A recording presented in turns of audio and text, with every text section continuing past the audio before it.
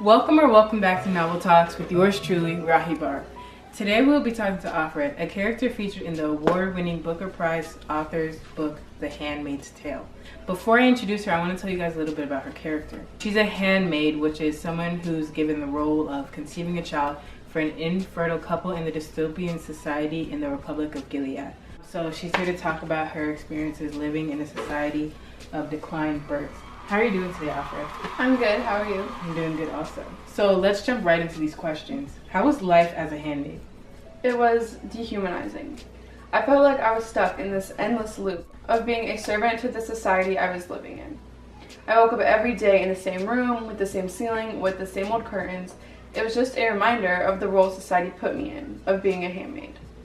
Did you ever think about escaping? Yes, always. I wanted out of it, but to want something like freedom was hard to imagine.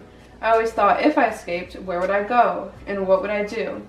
My job was being a handmaid, and that's what I thought about the most. I always thought of how being a handmaid affected me and how it defined me and how I thought of myself. So, how do the laws of Gilead change your life?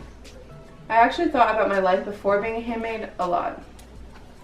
Before the laws were made and before my world turned upside down and everything was different. When the new laws were put in place, nothing was the same as before. What were your biggest losses? Serena Joy and I have some sort of mutual understanding of dislike between each other. We both know our job, our purpose, and what we're there for. I always felt like I was invading her and her husband's marriage and their relationship. I didn't choose to be there or to have that role. Did you dislike her? Sometimes I disliked her for having hatred towards me. But other times I understood why she disliked me, and I thought that I would feel the same if I was in her position.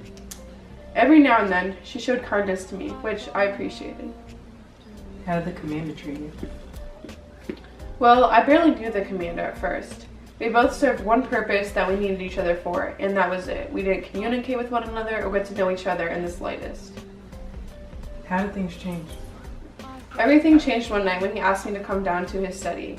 We kind of became friends, with us playing Scrabble together, him giving me gifts, and us just talking.